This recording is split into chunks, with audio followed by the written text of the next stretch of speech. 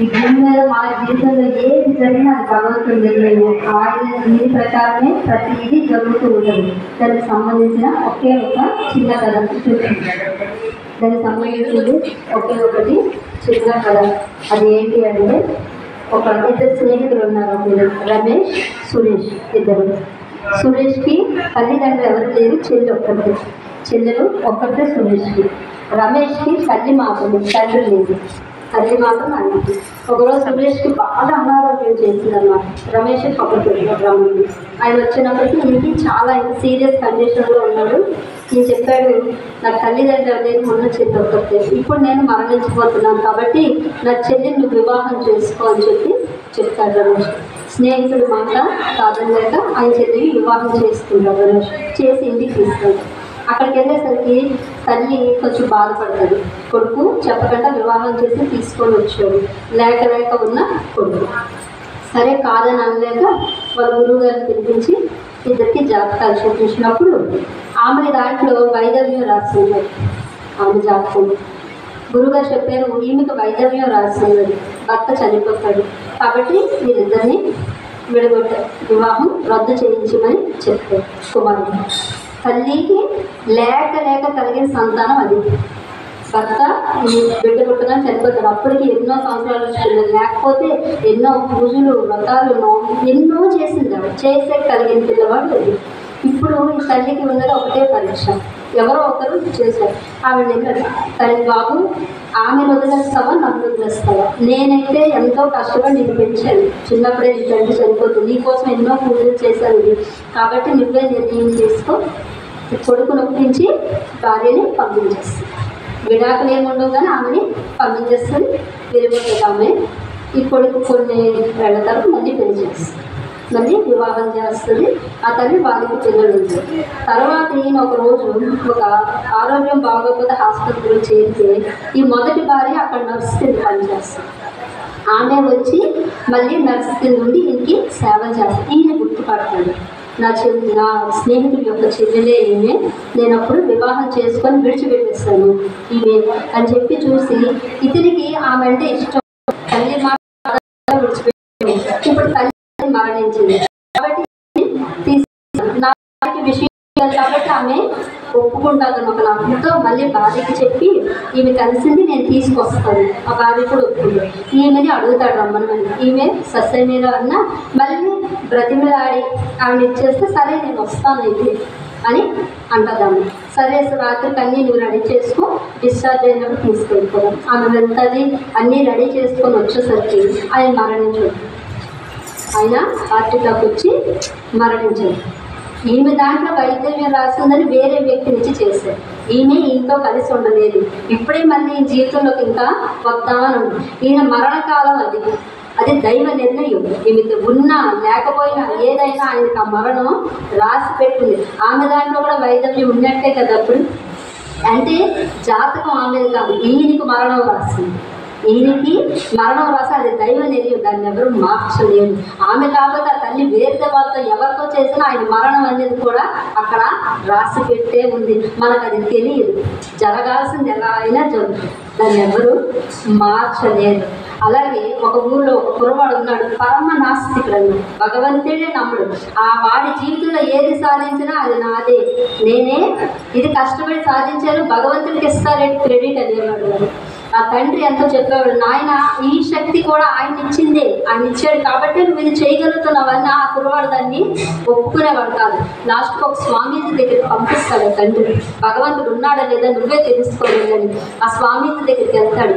వెళ్ళినప్పుడు చెప్తాడు, నాయన నువ్వు నడిచేది మాట్లాడేది ఉన్నది అంత ఆసక్తి వల్లని ఎంత చెప్పినా కుర్రవాడు వెళ్ళు, ఇది నేను కష్టపడి చేసుకుంటున్నాను, నేను సంపాదించుకుంటున్నాను, ప్రతిదీ ఇది నా శక్తి, నాకు వచ్చిన క్రెడిట్ కానీ ఇది భగవంతుడికి ఇవ్వను అంటాడు. సరే అని ఎంత వినకపోతే ఆ కుర్రవాడు అంటాడు, భగవంతుడు ఉన్నాడు కదా, ఈ భూమి మీద ఏం జరిగింది అదే కదా, ఈ రోజు నేను తినే ఆహారం ఆయనే ఇస్తారని మీరు అంటున్నారు కదా, నేను ఈరోజు ఏం భోజనం చేస్తానో చెప్పండి అని అనగానే ఆయన అన్నారు, ఈ రోజు నువ్వు పాయసం తింటావు అన్నారు గురువుగారు. అంటే ఓహో అయితే ఈరోజు ఇప్పుడే చెప్తా, ఈరోజు నేనేమీ తిన్నాను, నేను ఏమీ తిన్ను అని అక్కడి నుంచి బయలుదేరి వెళ్ళిపోయాడు. ఇంటికి వెళ్ళాడు. ఈరోజు నేనేమి ఆహారం తిన్ను తల్లిదండ్రులు చెప్పేశాడు. మళ్ళీ వీధిలో ఎవరైనా ఉంటే ఎవరైనా పిలిస్తే ఆ రోజు తినాల్సి వస్తుందేమో, ఈ ఊర్లో కూడా ఉండను. అక్కడ నుంచి దూరంగా ఊరు దాటి వెళ్ళిపోయాడు. కొద్దిగా అడవి ప్రాంతంలోకి వెళ్ళిపోయాడు. అక్కడ ఒక పెద్ద మర్రి చెట్టు ఉంది, దాని మీద ఎక్కి కూర్చున్నాడు. ఈ రోజు నేను ఇలాగే ఉంటాను, ఇక్కడే ఉంటా. పాయసం తింటా అన్నారు, దేవుడు ఇస్తాడని అన్నారు కదా, నాది ఇదే ఆహారం అని. ఈ రోజు నేనా దేవుడా చూసుకుందాం అని ఆ చెట్టు ఎక్కి మర్రి చెట్టు ఎక్కి కూర్చుంది. అలా దాని కింద నుంచి కొంచెం వివాహం చేసే ఒక గుంపు వెళ్తుంది, పెళ్లి వాళ్ళు. వెళ్తూ వెళ్తూ వాళ్ళు అలిసిపోయి, అప్పుడే ఏమి ఉండేవి కాదు కదా, నడక మార్గాలే ఎక్కువ. వాళ్ళు అలిసిపోయి అక్కడ ఆగి ఏం చేశారంటే ఒక కర్రలన్నీ రాళ్ళు పెట్టి పాయసం వండుకొని కొంచెం తినేసి వెళ్దామని చెప్పి వంట పెట్టారు. వంట పెట్టి వాళ్ళు వంట చేస్తారు. వీడు చూశాడు పైనుంచి ఆ వాసన అవుతుంది. మళ్ళీ ఎక్కడ కంట అవుతానని వీడు ఏం చేసుకోడు, వీడే తాడేసి చెట్టు కట్టేసుకొని పడుకుంటాడు. మళ్ళీ కిందకి కూడా ఎక్కడ అది కలిగి రాకూడదు అనేసి ఉండిపోయాడు.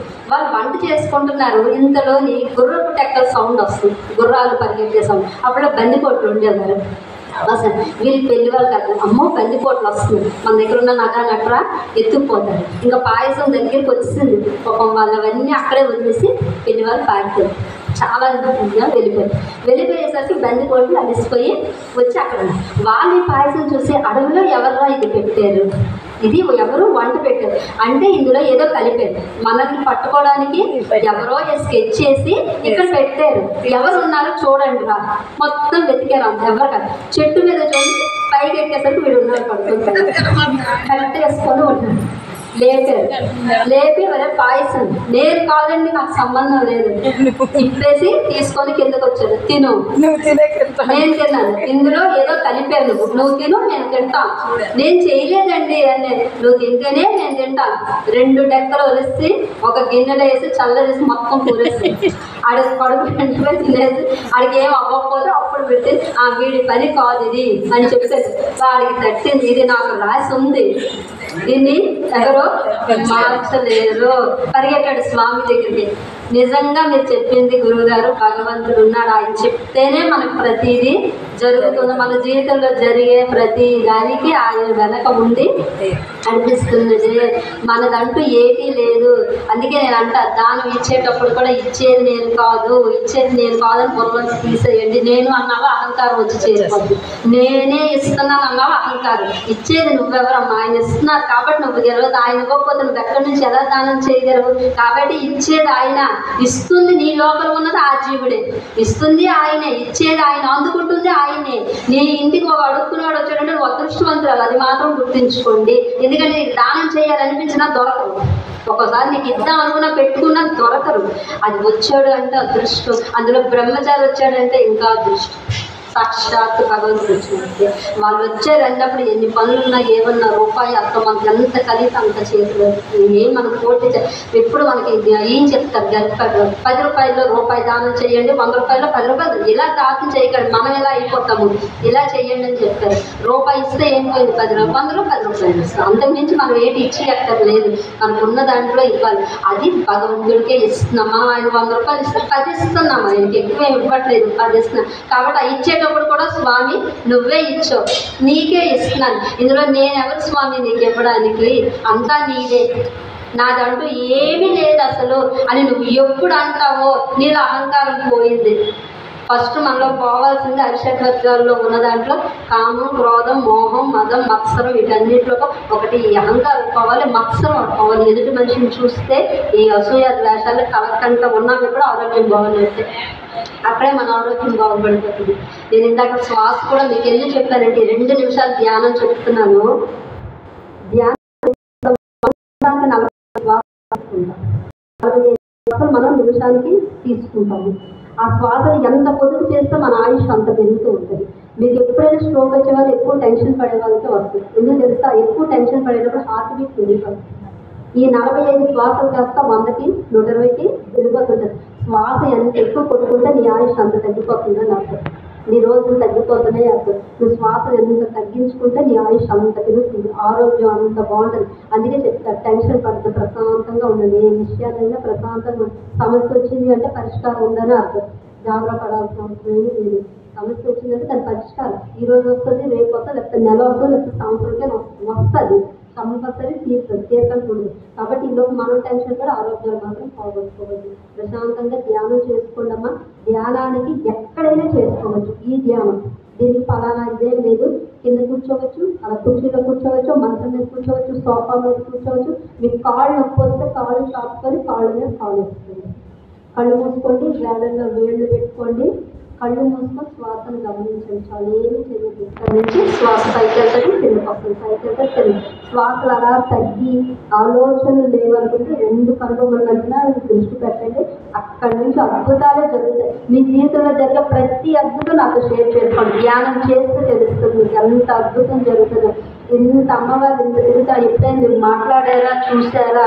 ధ్యానం చేయండి. అమ్మతో డైరెక్ట్గా మాట్లాడచ్చు. సాక్షాత్ అవ్వచ్చు, కూర్చోబెట్టి మాట్లాడచ్చు, చూడొచ్చు.